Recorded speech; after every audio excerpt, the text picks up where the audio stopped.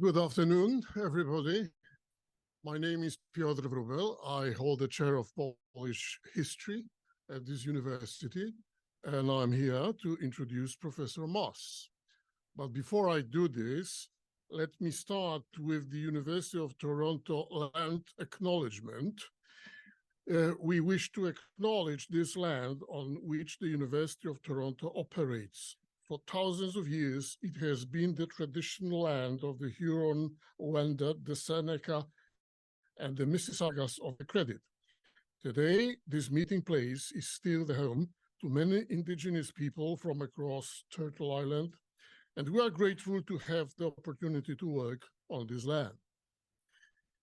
And now, another acknowledgement, namely, we are always very grateful to our donors.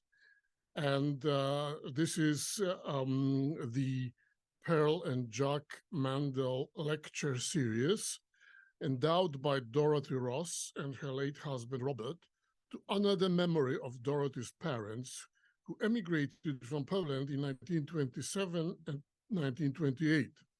Jack and Pearl's parents, siblings, and cousins who remained in Poland were all murdered in the Holocaust. With the generous support, the center can continue to bring new knowledge and ideas to its students and the wider community. We continue to be so grateful to Dorothy for her friendship and generosity, and to honor the memory of the Mandels and Robert Ross. Thank you very much.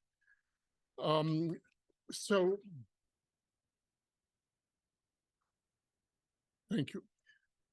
So it's a pleasure to be here for various reasons. Again, as a professor of Polish history, I am very interested in Jewish or Polish Jewish history as well.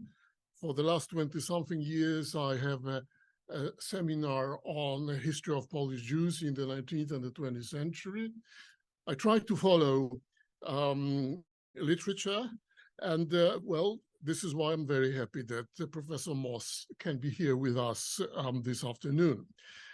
Since 2021, he is the Harriet and Ulrich Meyer professor and chair in Jewish Studies, History Department and College, and also director of the Joyce and Jacob Greenberg Center for Jewish Studies. Before University of Chicago, Professor Moss used to teach at Johns Hopkins University, where he spent almost 20 years, between 2003 and 2021, where he served as Felix Posen Chair of Modern Jewish History at the History Department, and also as the director of Stulman Program in Jewish Studies. Professor Moss graduated with his PhD in Jewish history from Stanford University in 2003. And he had the pleasure, I guess, and honor to work and to work with and to be a student of Stephen Zipperstein, who is an unusual supervisor and a great scholar. Before Stanford, Professor Moss studied at Rutgers, Harvard, Columbia, and Hebrew University of Jerusalem. Professor Moss is a very prolific writer. Well, your CV is 22 pages long.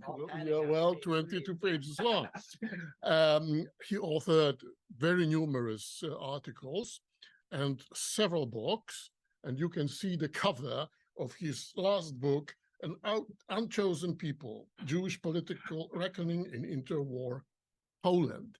The book was awarded several times, and I am happy to say that it got also 2022 Oskar Halecki Award for Polish and East Central European History from the Polish Institute of Arts and Sciences in America.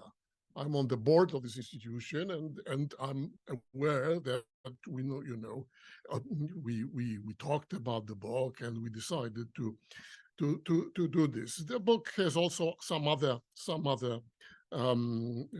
rewards. The book is interesting, and I encourage you to read it. It was reviewed many times now. In the last issue, this year's last issue, Journal of Modern History, my review will appear too. And to encourage you to read the book or to advertise the book, the last sentence of my review is, it's a bitter and haunting book. It is a bitter and haunting book.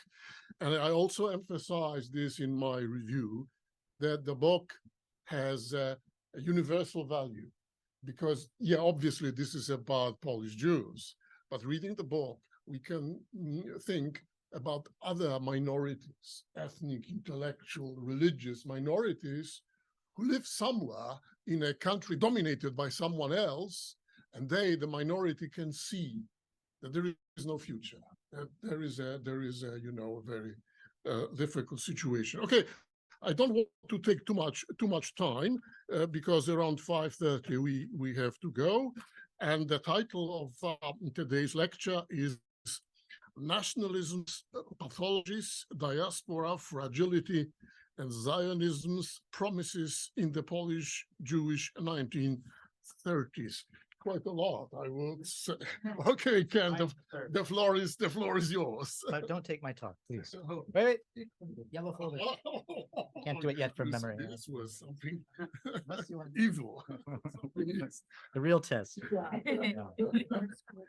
Well, let me begin by extending warm thanks to the Ann Tannenbaum Center for Jewish Studies, to Ms. Ross, to Center Director Professor Anya Stashis, to Robert Brim, who I think initiated this visit and then alas had to be abroad. Maybe not alas for him, but alas for me.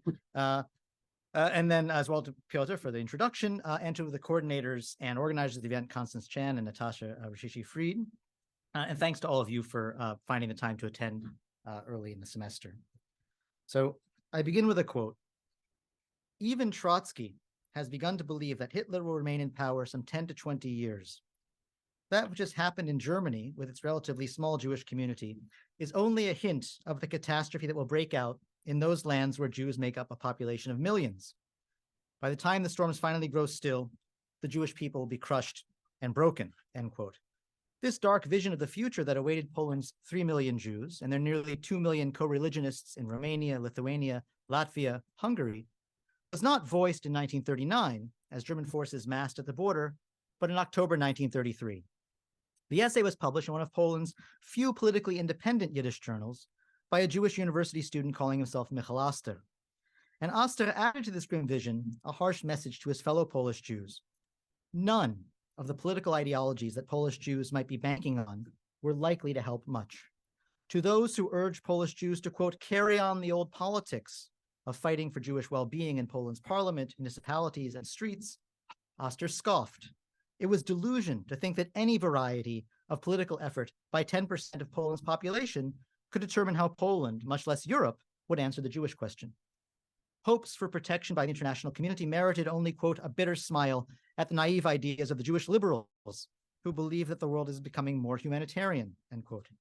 Was the answer then socialist revolution? Oster himself was a committed socialist, but he saw the class struggle orthodoxies of the two dominant forces in Polish Jewish socialism, the Social Democratic Bund and the Communists, as telling Jews to, quote, wait with our hands in our pockets until the social revolution comes, end quote. The lesson to be drawn from the terrible ease with which Nazism had just won power in Germany, with its once robust constitutional order and powerful left, was that the radical right was rising across Europe and would seize and hold power long enough to do terrible damage. And Oster drew the consequences of his judgments thus, end quote. If we take as given that we cannot hope for an improvement in Jewish life in the diaspora, we must seek another path, end quote. Oster's grim extrapolations about Jewish prospects and his lacerating skepticism about Jewish political capacities stand in profound tension with two images that broadly, I think, continue to guide much excellent recent work on interwar Polish Jewish political culture. The first image, prominent particularly in some recent Polish historiography, frames the period up to 1936 as one of expanding horizons for Jewish integration in Poland. After all, between 1926 and 1935, Poland was under the rule of the semi-authoritarian but moderate Pilsudski regime, which, formally at least, rejected anti-Semitism and fitfully pursued a politics of inclusion toward Poland's minorities. Second, Oster's sense of Jews' essential political powerlessness contrasts sharply with a second image much cherished in my own corners of Jewish studies, that Polish Jews, or East European Jews, though divided ideologically, were united culturally by a vitalizing belief in their capacity to substantially shape their own future if they but chose the right forms of collective action. Yet, as my fellow Jewish historians know, grim visions of East European Jewish futurelessness like Oster's were hardly rare. Even as Pilsudski's regime stretched a thin membrane of semi-authoritarian quiet over Poland's bitterly divided society, and even as Jewish Polonization quickened from year to year, masses of Jews of all varieties were driven toward the view that Jewish prospects in Poland and Europe generally were rapidly darkening. Already, I'm sorry, I realize I have my PowerPoint. Let me show you Oster, although albeit from later.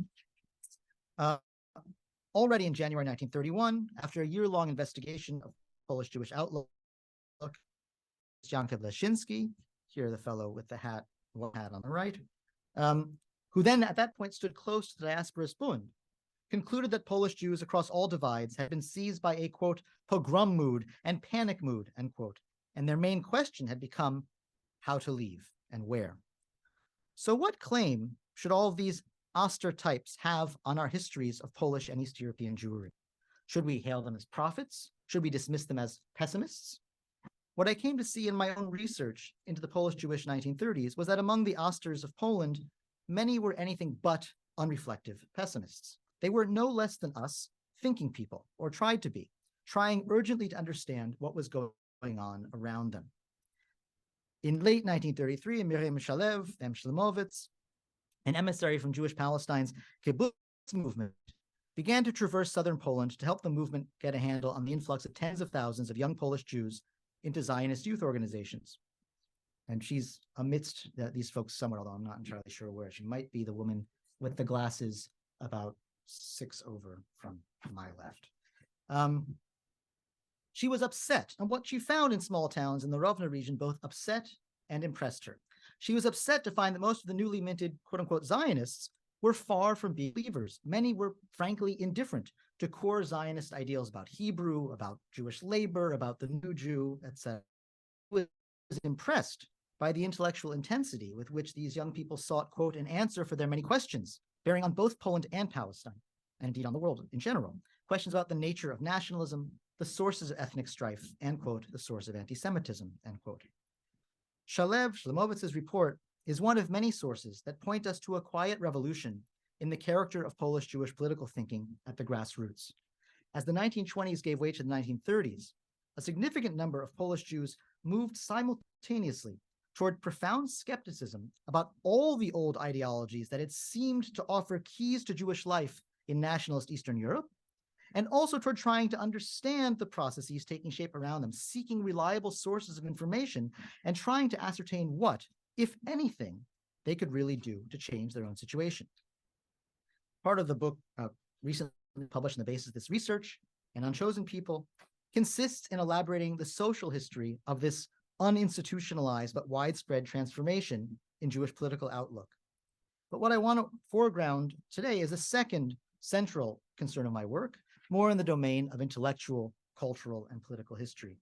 I want to anatomize for you some new species of Jewish analysis and new forms of Jewish endeavor that began to crystallize at the intersection of two dawning recognitions. First, that there was ever more reason to fear that Europe's political trajectory presented grave dangers to Jews qua Jews. And second, that contrary to hopes that had shaped Jewish political thinking for 40 years, Jews themselves actually possessed quite limited capacity to shape their political fate, at least as a community of millions. Now, before I turn to this dimension of the argument in earnest, one bit of context must be sketched. Perhaps you are asking why growing numbers of Polish Jews were growing so worried about their future, even in the relatively stable Pilsudski years, and they were stable. Here I must risk controversy and hazard some claims about the trajectories of the kwestia żydowska, the Jewish problem, into our Polish political culture. Pilsudski's Nazi regime did generally support an inclusive vision of Polishness. But already by the end of the 1920s, there was growing reason to doubt that the regime had the will or the power to impose a tolerant answer to Poland's long-standing Jewish question.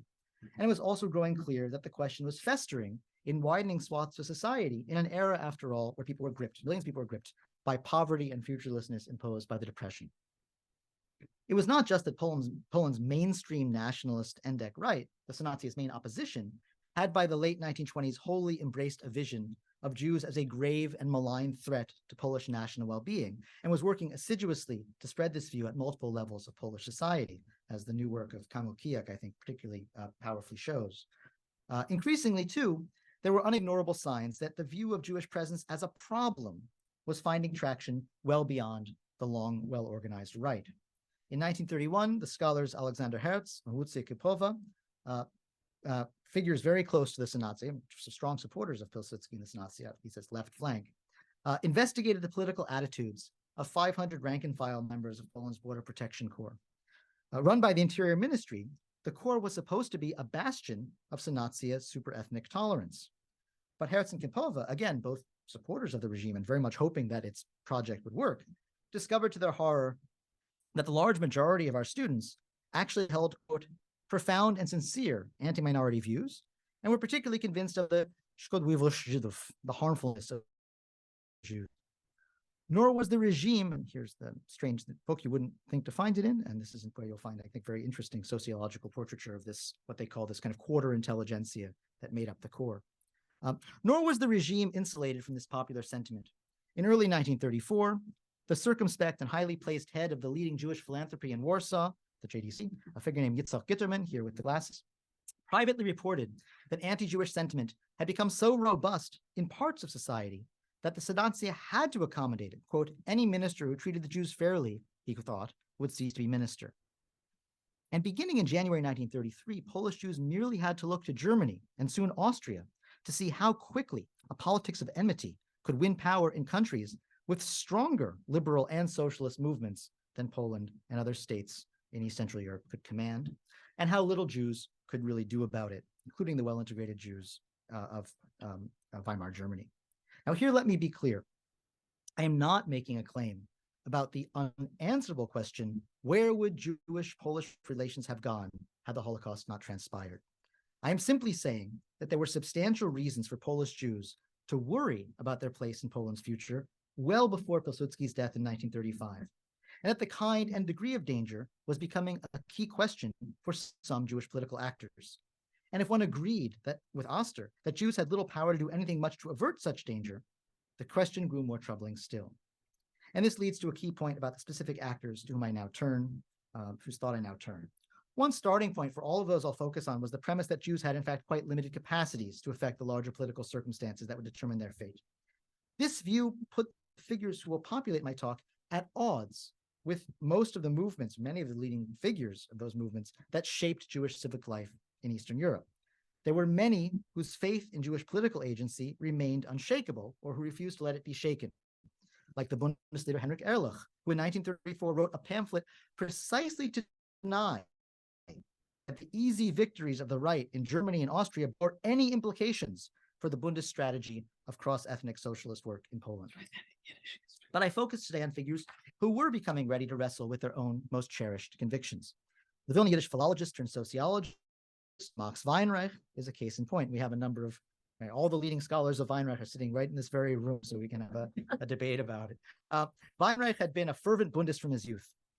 But by the early 1930s, at the latest, he had quietly come to believe that no form of Jewish political mobilization could have much effect on Poland's trajectory. He had hopes to communal self-help, and in particular, to the psychic work of shoring up Jewish subjectivity itself. In 1932, Weinreich began to gather a large corpus of autobiographies written by Jewish youth across all swaths of Polish Jewish society, and some 15 of those have long been available in wonderful English translation with annotations Mosley and Barbara Christian-Gilmet and others who worked on that project in a volume called Awakening Lives. And so if you don't have access, there's also a volume in Hebrew and a volume in Polish, but there are wonderful, important things to look at. Weinreich was devastated to find across the biographies, not all of them, but many of them, the same thing Leszczynski had seen in 1930, that numerous Polish Jews from every background and every ideological camp had indeed come to believe that their Jewishness would deny them any reasonable chance at a decent future. As a social scientist, Weinreich was moved by this toward new kinds of diagnostic thinking about what effects such an outlook was having on the Jewish self. He gingerly began to theorize the possibility that Polish Jews were, which he associated in fraught fashion with the African-American experience, particularly the middle-class African-American experience, and which he saw as emerging when a stigmatized community ceased to be able to believe in its own compensatory narratives. But Weinreich remained a fiercely committed diasporist and wanted diagnosis to take a backseat to intervention. He argued furiously that this growing sense of, quote, not feeling at home in our home, end quote, was a pathology because it undermined the Jewish will to struggle for a future. He hoped his generation would find the psychotechnical secret that would move Polish Jews to mobilize their energies toward communal self-defense and communal self-help. Himself father to two adolescents in this period, Weinreich sought to put this view into practice by reorienting the diasporist youth organization Being, an organization he founded in the late 20s, here's a Bean group, toward the work of instilling capacities for self-help and a love of manual labor among Jewish young people so that they could better bear up under the growing pressure Weinreich was sure they would soon face. But what about those who thought that the future becoming present might be considerably worse for Jews than social hostility, economic woe, and associated psychic suffering? Some may dismiss this very question as teleological, but to my mind, that won't do. There were contemporaries who asked it urgently and began to investigate disturbing political phenomena around them with new tools. While most in the Polish Jewish ethnic intelligentsia retained long-standing progressive and often Marxian faiths, three more unsettling lines of analysis emerged at the interstices of those circles. First, some turned to psychological theory to ask whether political entities like anti-Semitism could be determinants of culture rather than masks for interest.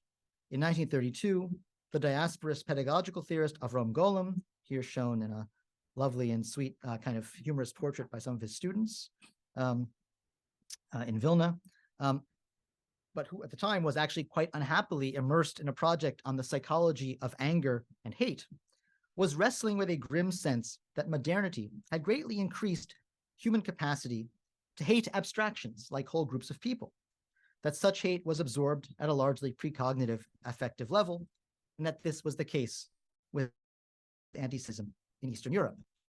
Piquantly, he compared the absorption of anti-Jewish hostility in the home and school with the way that, quote, in America, dogs used to be trained to feel hatred toward Black people, end quote. And you can hear the bitterness there if you want to think about bitterness, yeah. Other analysts groped not toward psychology, but toward what we might call political anthropology.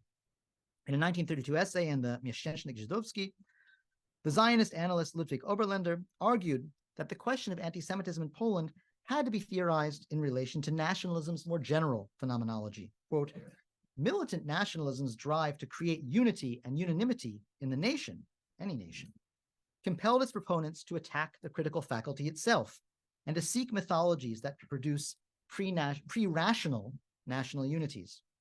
In this context, 1930s right-wing nationalism's turn to anti-Semitism in Poland and across Europe was somewhat accidental, because presumptions of Jewish malignity were already commonsensical, or at least reasonable for many, as a legacy of European Christianity.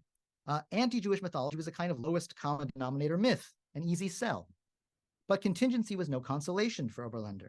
He predicted that this nationalist cultural assault would succeed in attracting, and if you will, infecting growing swaths of Polish society well before integral nationalism collapsed under the weight of its empty myths and promises.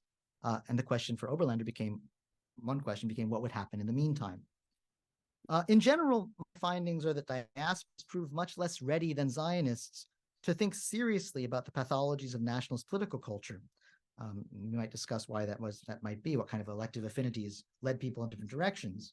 But a few diaspora socialist intellectuals in the sort of East European Jewish scene began to redirect materialist instincts toward new structural theories about what a changing relationship between state, nation, and democratization might mean for East European Jews. Writing in 1928, the then diasporist analyst Avram Rosen Ben Adir suggested that the emergence across all of the new states in Eastern Europe of an economic politics apparently designed to drive Jews out of the middle class as far as possible was less a product of elite anti-Semitism than of democratization becoming populism in a situation of desperate economic underdevelopment and general woe.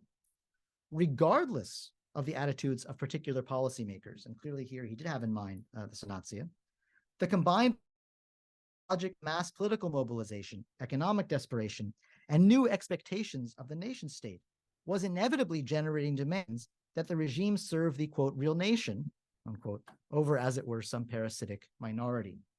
Even a non-anti-Semitic regime, like the Senatia, Rosen predicted, might fall captive to a public ever more mobilized and ever more fearful.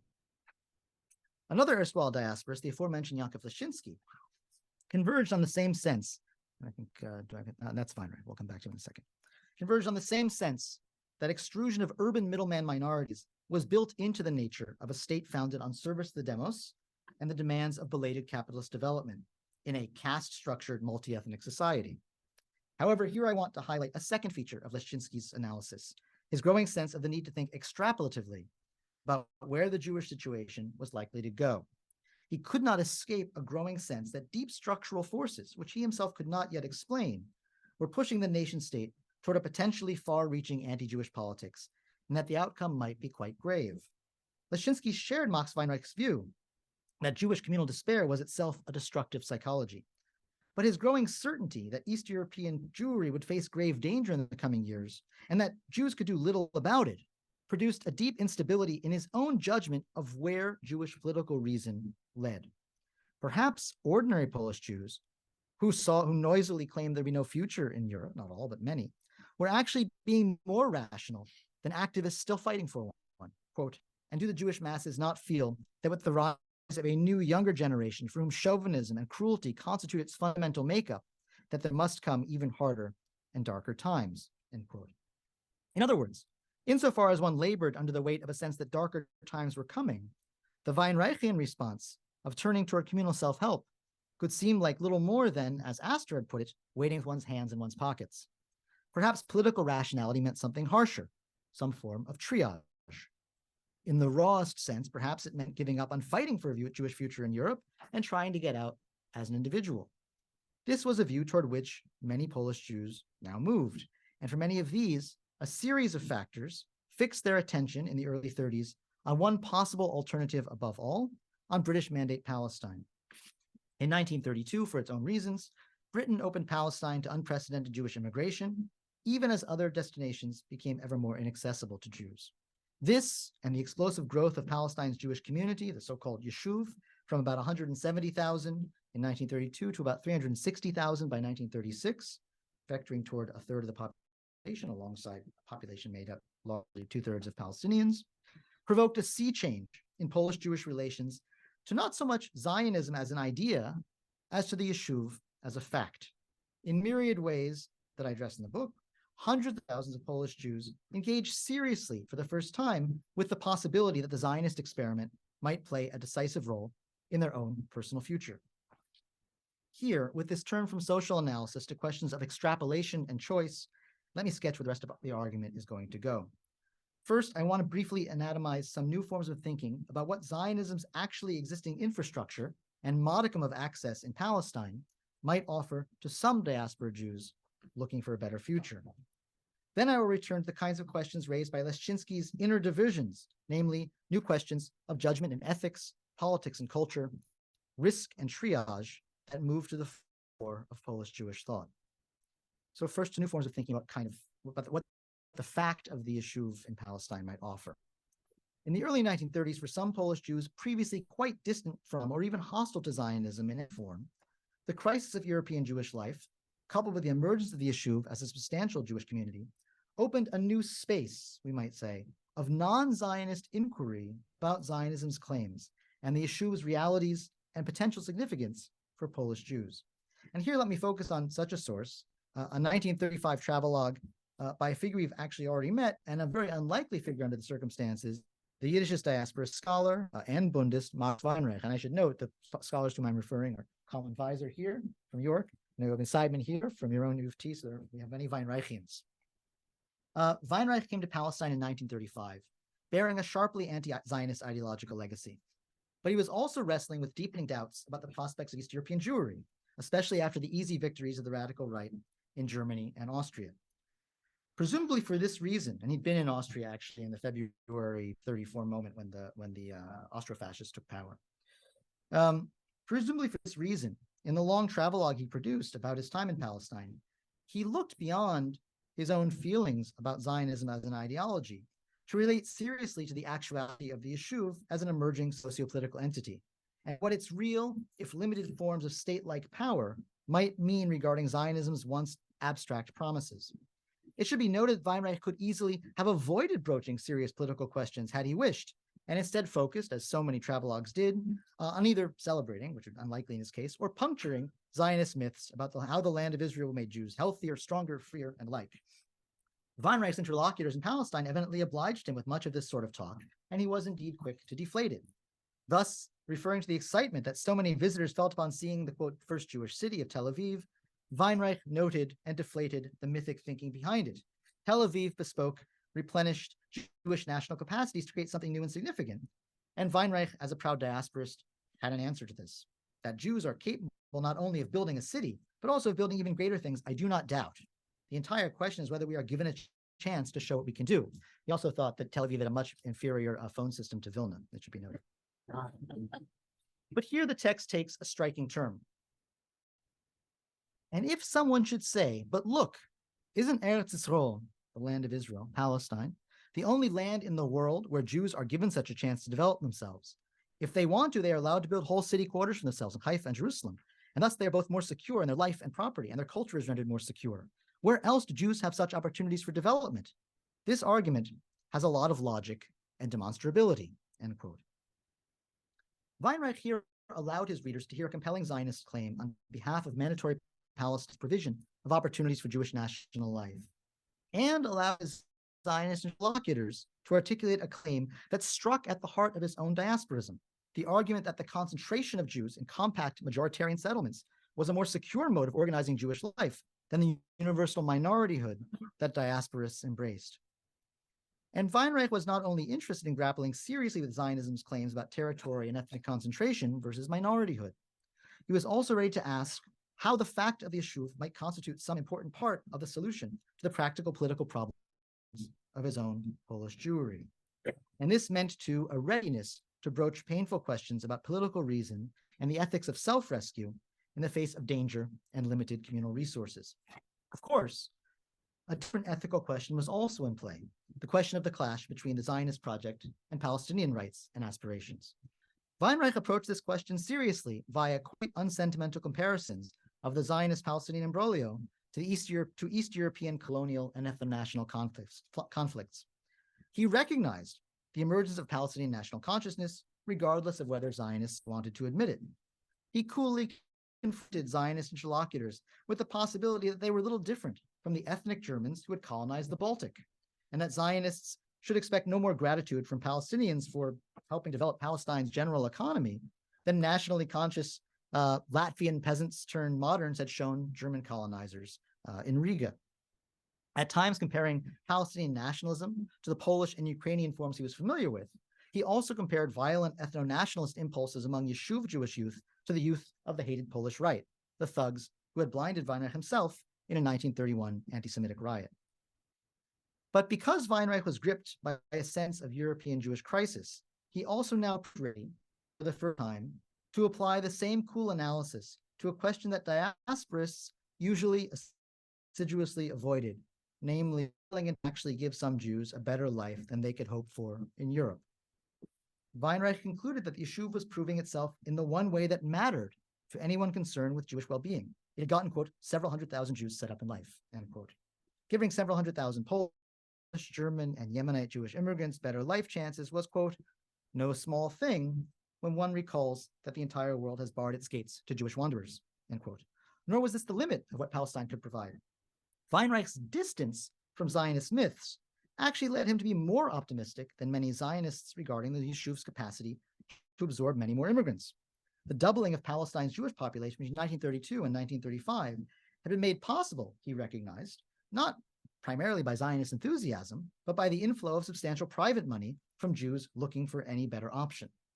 Weinreich's labor Zionist interlocutors worried that private capital would undermine their socialist plans, and they may have been right. Weinreich, indifferent to their aspirations, could see things much more coolly and calculatively. Quote, one shouldn't compare Palestine's economy to normal lands, end quote, because, quote, as long as there are Jewish woes in other lands, rich Jews will desire to bring their capital to Eretz Yisrael, Palestine. And given that we can't be sure that in the near future there'll be no lack of such woes, it may be that the stream of capital to Eretz Yisrael will continue to flow. A last reconsideration of the Yeshuv's concrete value for Jews in Weinreich's reportage turned on the fate not of Polish Jews, but of German Jews under Nazism. Weinreich relayed in detail his encounter with Hanoch Reinhold, later Hanoch Rinot, a leading figure in the Youth Aliyah program that brought several thousand German Jewish youth to Palestine in the 1930s. Weinreich sympathized with Reinhold's efforts to convince the German Jewish community to help settle young people in Palestine, including without their parents. And he framed the agreement of the German Jewish youth's parents to give up their children as the recognition of a truth, quote, that under Nazism, their children will have no future in Germany, end quote. Here, Weinreich converged on a view much more often associated with Western non-Zionists than with East European anti-Zionists. Resettlement in the Yeshuv might not be right for every Jewish community, but it might be the only good solution for Jews faced with unlivable conditions in Europe. But of course, this could not be a solution for everyone, or even for most. Note here the presence of a sort of calculative thinking we might call triage thinking. For Weinreich, it was evident that German Jewry could not reasonably hope for any good communal future, and therefore those individual Jews who could go somewhere else ought to. But Weinreich was ultimately not willing to make the same determination about Polish Jewry, or really for him, East European Jewry.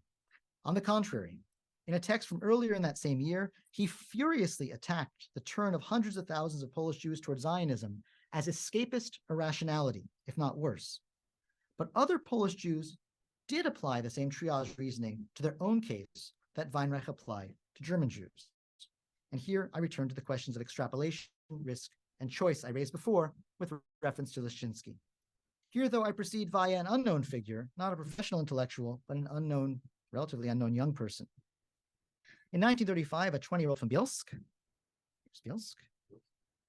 the Eastern Bielsk, not the Western Bielsk, calling himself Benjamin Rothberg, wrote to Weinreich to contend the scholars' indictment of the Polish Jewish turn toward Zionism as irrational, to contend with the scholars' indictment of the Polish Jewish turn toward Zionism as irrational. Quite the contrary, Benjamin argued. This was realism about what resources young Polish Jews actually had to seek a future. Many of the roughly 100,000 Polish Jewish young people who could be found in some Zionist youth movement or other each year in the 1930s joined one in particular, Hechalutz, the pioneer.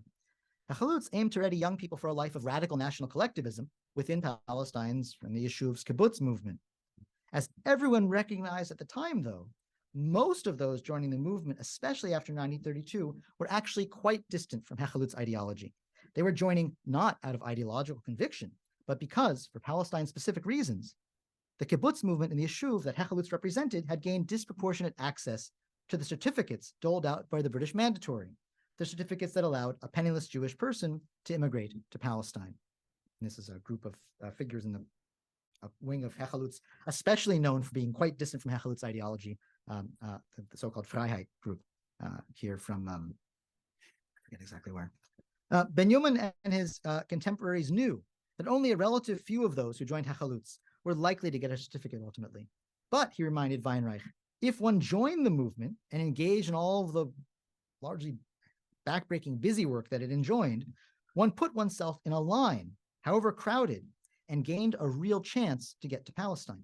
This was one of the few means-ends rational actions a young Jew with no resources could actually take to change his or her fate. Of course, to put oneself in that line by investing effort in joining Hechalutz and working on one of the kibbutz hachshara, ikshara kibbutzim, was only rational if no better future could be reasonably expected in Poland. But that was precisely what the 20-year-old Benjamin had come to believe. A rich pair of life-writing documents make it clear that Benjamin himself would have liked to have believed in diasporism's promises. Here's a bit of his autobiography from 34, one of the two documents we have about this from this young man. After a youthful flirtation with romantic Zionism, he was raised in a religious home. He discovered sort of Hebrew literature in a kind of late Haskalah mode.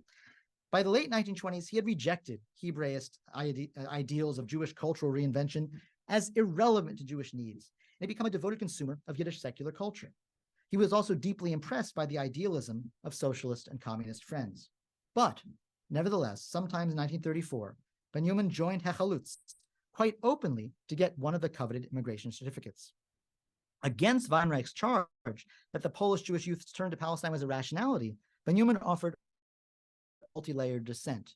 First, based on wide reading and direct experience, he elaborated Leszczynskian extrapolative argument about the trajectories he saw unfolding in Poland and all of Europe. Anti-Jewish sentiment was spreading beyond right-wing circles to ensnare the peasants he encountered as a village tutor, and even Polish workers, though Jewish socialists were loath to admit it. Quote, one talks about the Nara, the Polish right-wing youth, but one means the workers, end quote. He dismissed Marxian stories that all this was a flash in the pan due to the depression, that it would soon pass away. We Jews, he wrote, began to feel a specific national oppression even before the economic crisis, end quote. And right-wing victories in Germany and Austria dictated for him a further predictive conclusion. However much, quote, he and, quote, 90% of today's Chalutzim and also the left Zionists and Bundist leaders would welcome a socialist revolution, the world had now entered a fascist era, end quote. Here then was a young person out in the sticks, reorganizing his political reason both around a chastened sense that Jews had quite limited resources and around a predictive posture that both everyday social experience and global events suggested metastasizing dangers that had to be taken seriously. And Benjamin's case also shows something else, that a conviction of coming danger dictated a different kind of thinking about rationality. For Weinreich, Jewish national rationality meant trying to use what the community as a whole had to maximize the good of Polish Jewry as a whole. Benjamin's version shows that once one added in the relative certainty of danger, the fact of limited resources could dictate a different political realism. Here was his counter-argument to Weinreich's charge that the Palestine option was irrational because it couldn't help most Polish Jews. Quote, it's true that the exit is too narrow and can't meet the needs of the millions of Jews. The land of Israel can, however, be a partial solution for the Jewish question and meet the need of hundreds of thousands. It's clear, he continued, that only the social revolution can bring the full solution of the Jews' question, the Judenfrage. But in the meantime, let us use every means of salvation for the thousands of Jews, especially given that the land of Israel can solve the Jewish question, at least in part.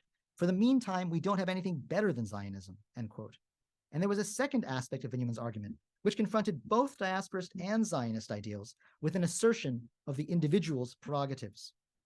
Weinreich had mocked the choice of numerous young people to devote all efforts to seeking a scant certificate thus, quote, a young man whom we have cited put it thus, Zionism calls to the Jewish youth, let he who can save himself. But the disproportion between wanting to and being able to leave the diaspora is so obvious, end quote, that the youth's turn to pioneer Zionism had to be deemed escapism. The turn to Zionism was irrational, that is, because Zionism could not possibly save the community as a whole. Benjamin's response was that nothing could help the community as a whole. Palestine was the best option because it was the only one that could help even some. Quote, no other medicines will be found, certainly not for the whole Jewish community, end quote.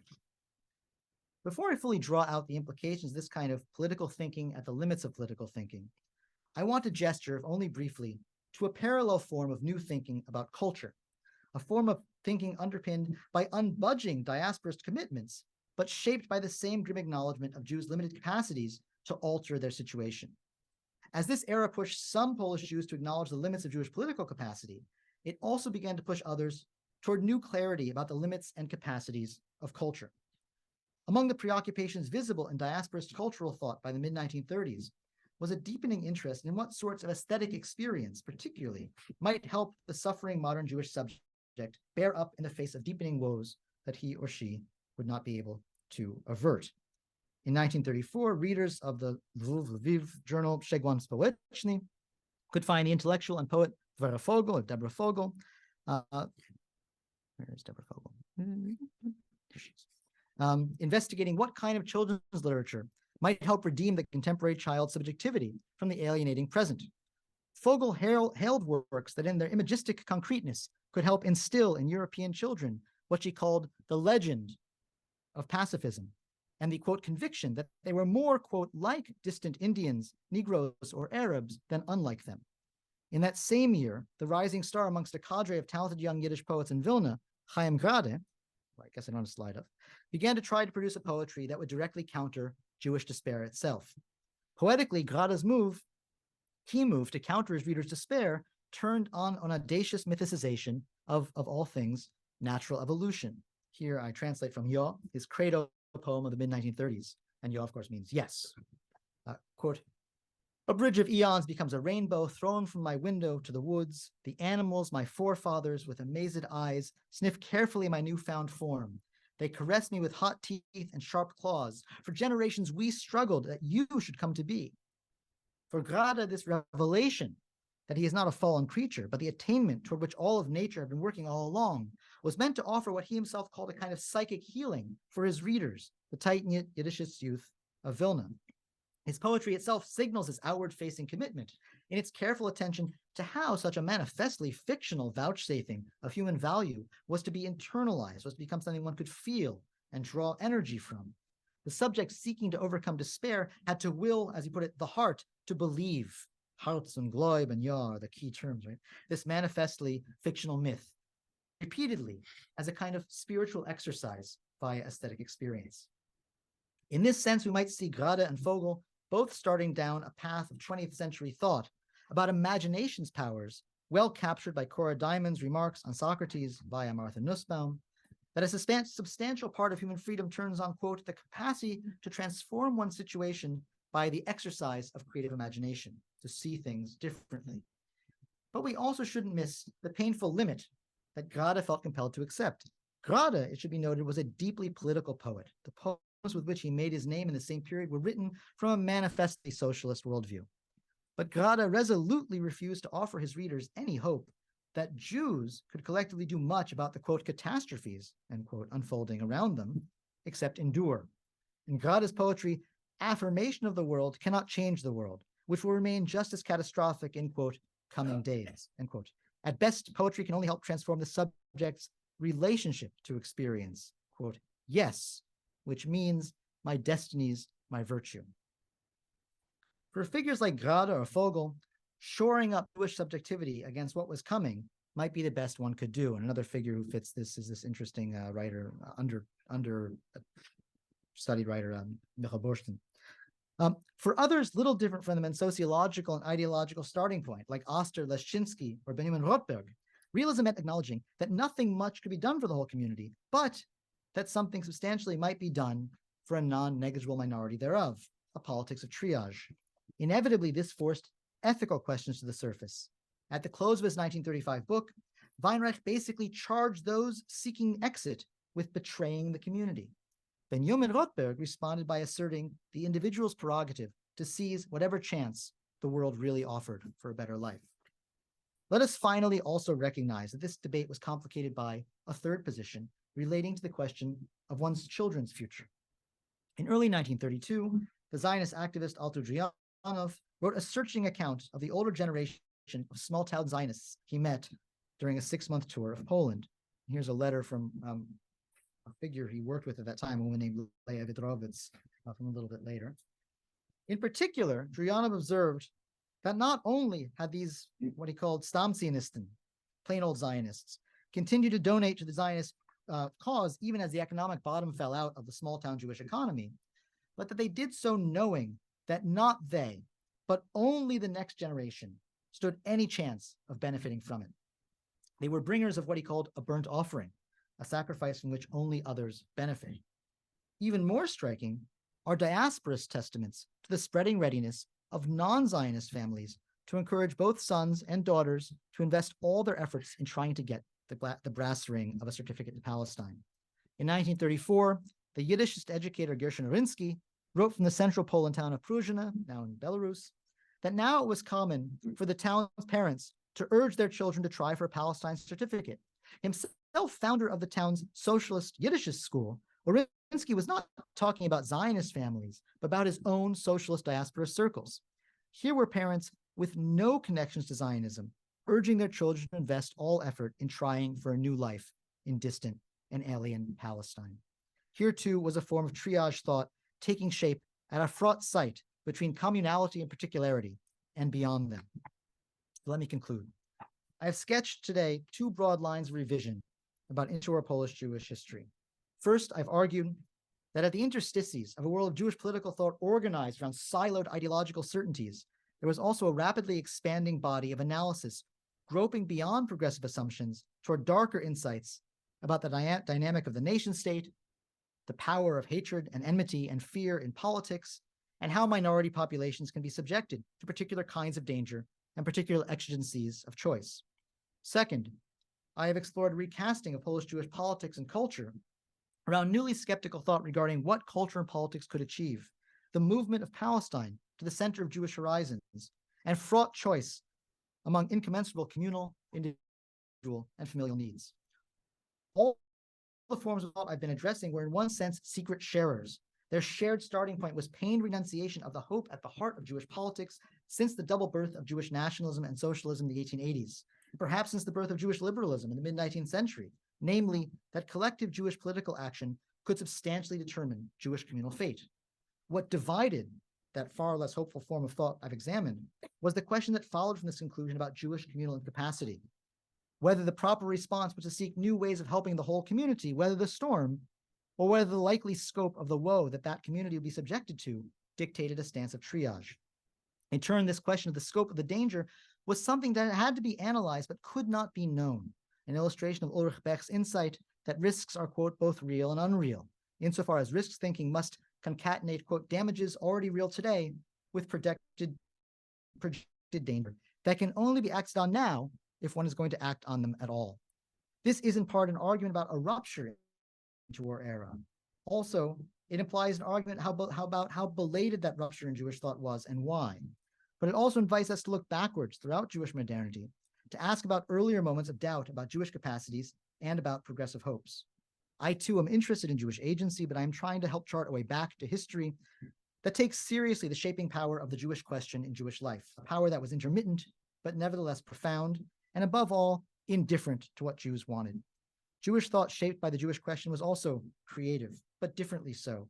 It meant being forced to shift from culture to politics, from plenitude to exigency, from programmatic creativity to thought as analysis of realities made largely by others, from Jewish self-formation efforts to Jewish searches, increasingly post-communal searches, for responses to danger. Thank you. I look forward to your questions.